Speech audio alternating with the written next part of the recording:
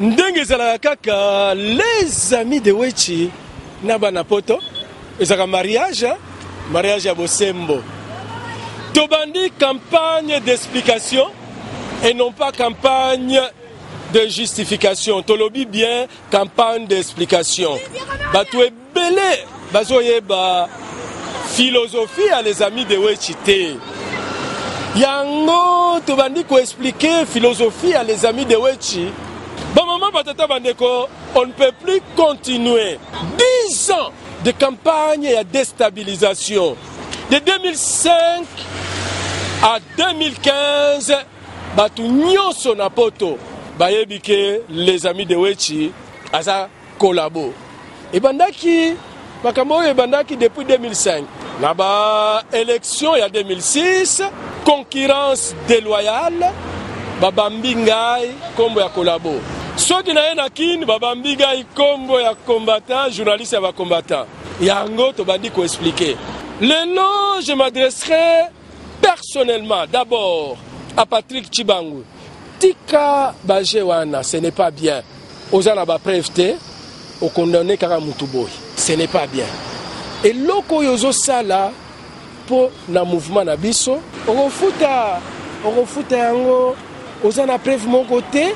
Ya robomba ngai Cyprien Wechi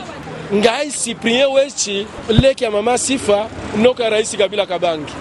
Biso ba les amis de Wechi, soki ba yebi biso wana kin, c'est grâce à notre travail. Bo utiliser kombo wana bo boma musala na biso. Na idéologie ya ba papa na ba mama ndenge ba yebisa biso na bomwana, musala nde tata, musala nde mama. Moto abomeli yo boulot, abomeli yo tata, abomeli yo mama, il faut loba. Na minute oyo, bino ba combattant, bozo boma boulot les amis de Wechi, awa na kin, entourage pe ya raisi Kabila Kabange, bazo boma mosala ya biso ba les amis de Wechi, yango tolobi. Soki ba émission na biso ekomi boleka na télé 50, na RTNC, c'est pour montrer la vérité. Il y a origine, il y a conflit entre Congo et Rwanda. C'était pour la première fois. Bandeko na biso, ba yeba origine. Et utaki wapi na les amis de Wechi. Ba Rwanda balobi nini? Balobi Ruchuru, Bunagana, Masisi, ezalaki na empire rwandais. Léopoldin de Azouaki mabele na bango, apesi biso ba Congolais. Bolanda nano, témoignage, il y a député rwandais, azo réclamé Ruchuru, Masisi, Goma, Keza mabele na bango.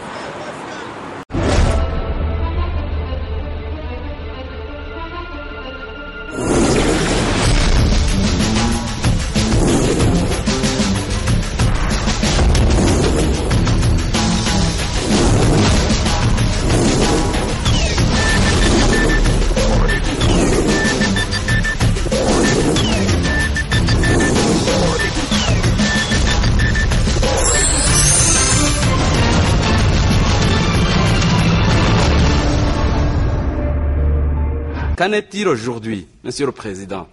Je pense qu'il faut aller jusqu'au bout du processus, mais aussi faut-il aller jusqu'en profondeur du problème que nos deux pays héritent de la colonisation.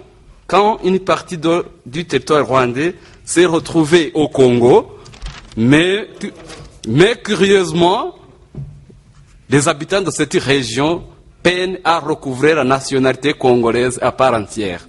Quand une partie du territoire rwandais s'est retrouvée au Congo,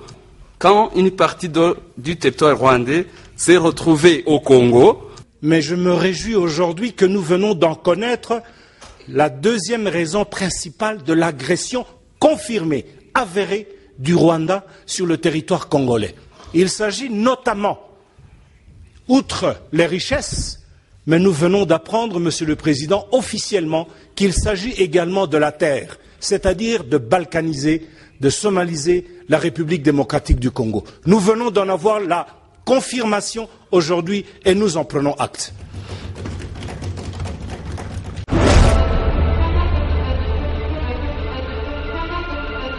Les amis de Wechi, tozaneti ba soda azalaka ya mutu te. Soda azalaka pona mboka. Nous on travaille pour la nation. Toza plus que vainqueur. Toza plus que vainqueur. Naye awa. Batu nyonso bapesi ye jeep. Alalaka na Grand Hotel. Voiture nanga yango yo. Kutu bapesi yango kombo ya cha-cha-cha. Bapeti na bisi ya quartier cameraman. Rex Kazadi. Azalaki awa. Amoni voiture nangai. Voiture ya leki ya mama Sifa. Noka Raisi Kabila Kabange yango yo. Poto mobimba bapesi ye jeep. Je n'en ai pas besoin. Je n'en ai pas besoin. Nous, on travaille pour la nation.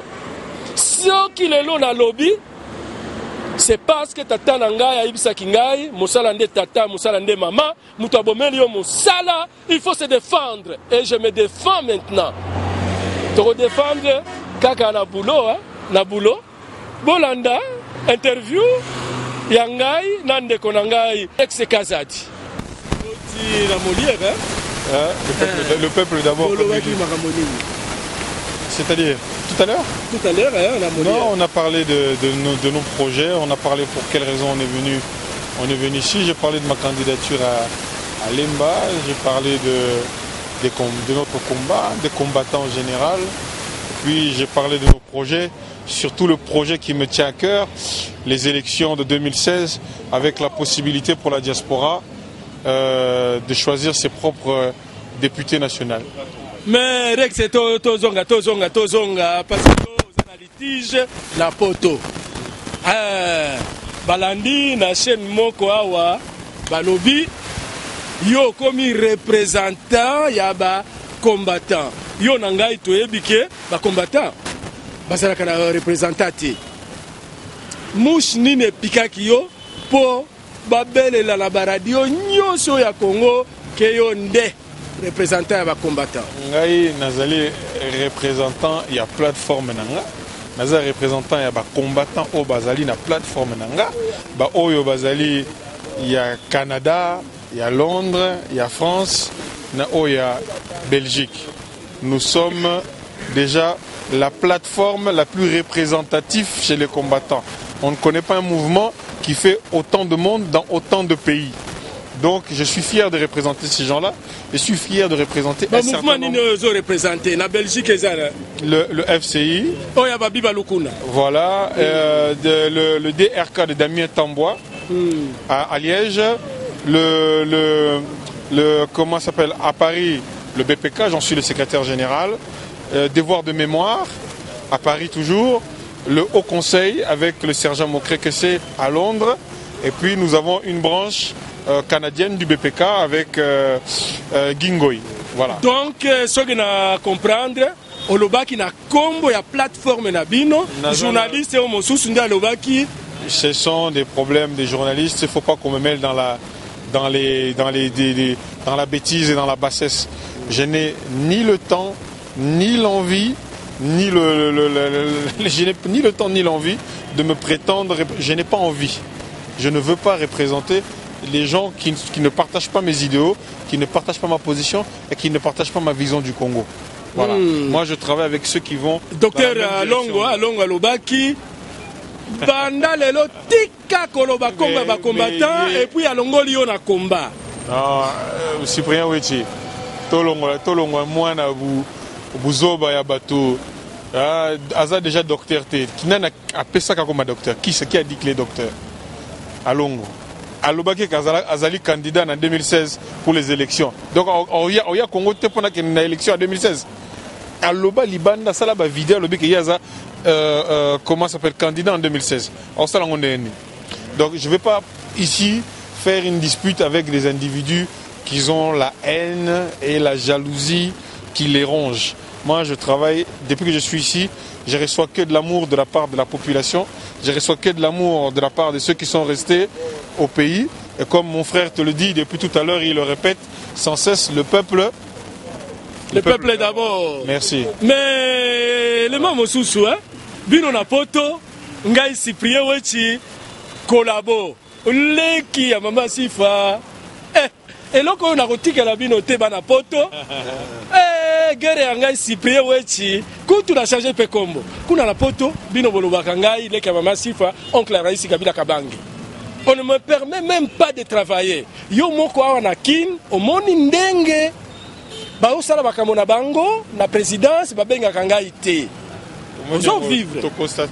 Ozo vivre. Ozo bango nini. Batika ngai tranquille. Mais ce que vous allez collaborer, avec nos maigres fonds. J'ai vu ton véhicule, je vois comment tu galères, comment tu travailles. Mon grand frère, si je peux te donner un conseil, ne perds pas ton temps avec les immobiles. Travaille avec ceux qui veulent avancer pour notre pays. Voilà, collabo, ça n'a plus de sens parce que les abrutis, les idiots, les aigris utilisent ce mot à tort et à travers. À travers. Merci. Même maintenant, bande konabiso maintenant ya kini awa. Pona nini bango pe ba utiliser makamwana bana poto ba présentaka bino ba présentaka ba combattant nyoso na biso bana diaspora comme des voyous. Lelo awa na studio il y a les gens ba ibi sibiso journaliste à Papa Molière. Oh, vous avez un raisonnement boye.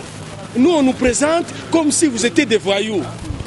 C'est la diabolisation. On a des intellectuels, on a des chefs d'entreprise, on a des médecins, on a des pasteurs, on a des ingénieurs. Faut qu'on arrête d'être toujours dans la justification. Les gens qui nous diabolisent, c'est parce qu'ils ont peur de nous, ils ont peur de ce que nous sommes capables de faire demain pour le Congo de demain. Ils savent que si nous arrivons dans ce pays et que nous avons la possibilité, la puissance politique d'agir, on fera 10 fois, 20 fois, 100 fois ce qu'eux, ils n'ont pas été capables de faire pendant les nombreuses années où ils ont eu le pouvoir. Voilà pourquoi ils nous diabolisent. C'est des bonnes guerres, mais nous allons leur prouver, parce que le peuple nous écoute, que nous sommes capables de changer les choses ici. Mais élément, oh, remarquez les lots. Ngai na bande ko ibisa bino. Que message na bino, combat na bino, awa na kin bazo yeba yango te. Oye ko vivre yango. Pe votre temps qui ngai de collabore, or je vous disais la vérité. Yo moko oye ko remarquer awa na kin. Oui.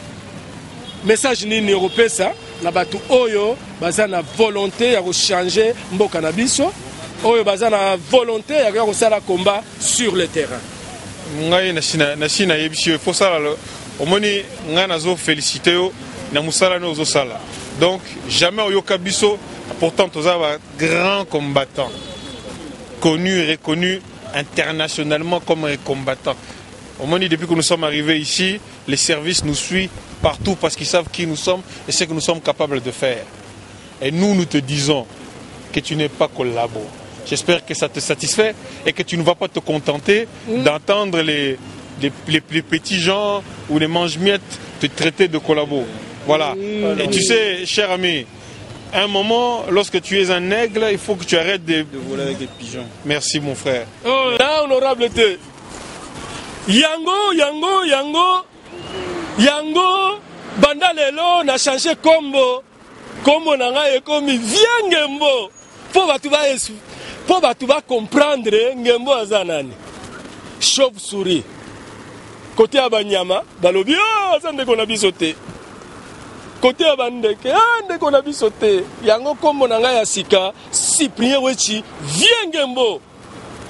Mutia ya vérité. Bana poto kombo nanga ya sika, viengembo. Gembo la vraiment Cyprien Wechi, ils ont tendance à bien vraiment. Te s'appelle la kombo la vengembo, ils ont tendance à bien kombo na to le lion makas. Ndenge zala kaka biso to imagine kaka kombo nanga ya sika, viengembo, vérité la vérité. Vérité na vérité to bandi boulot na biso ya kolakisa vérité kotika la kaka vérité ezalaki oya bino moko viengembo.